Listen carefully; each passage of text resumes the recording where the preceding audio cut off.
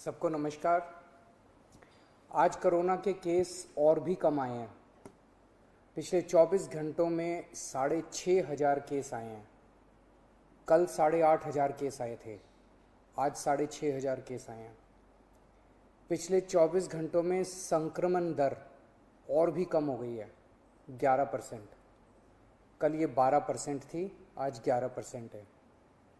तो दिल्ली में धीरे धीरे कोरोना कम हो रहा है। भगवान से यही प्रार्थना है कि ये इसी तरह से कम होते होते पूरी तरह ख़त्म हो जाए, फिर से ना बढ़े। लेकिन हम अपने काम में किसी भी तरह की ढिलाई नहीं कर रहे। कल 500 आईसीयू बेड और बन के तैयार हो गए और अभी 4 दिन पहले ही ऐसे ही 500 बेड तैयार किए थे।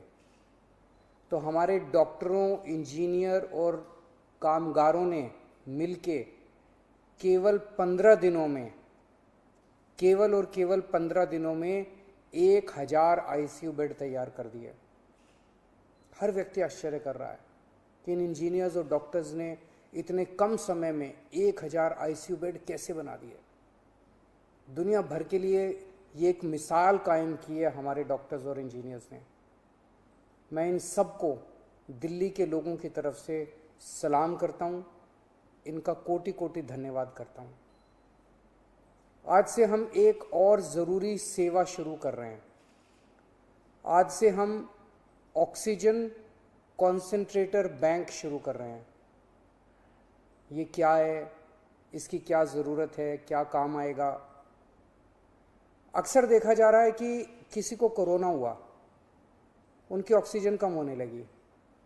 अगर उनको तुरंत ऑक्सीजन दे दी जाए तो उनकी तबीयत ज़्यादा बिगड़ने से बचाई जा सकती है।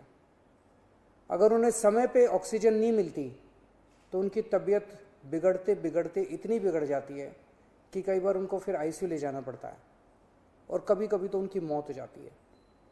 इसलिए कोरोना के मरीज को समय पे ऑक्सीजन मिलना बहुत ज़रूरी है। ऐसे मरीजों के लिए हमने ये ऑक्सीजन कॉन्सेंट्रेटर बैंक बनाया, ओसीबी बनाया। हमने दिल्ली के हर जिले में 200-200 ऑक्सीजन कॉन्सेंट्रेटर का बैंक बनाया।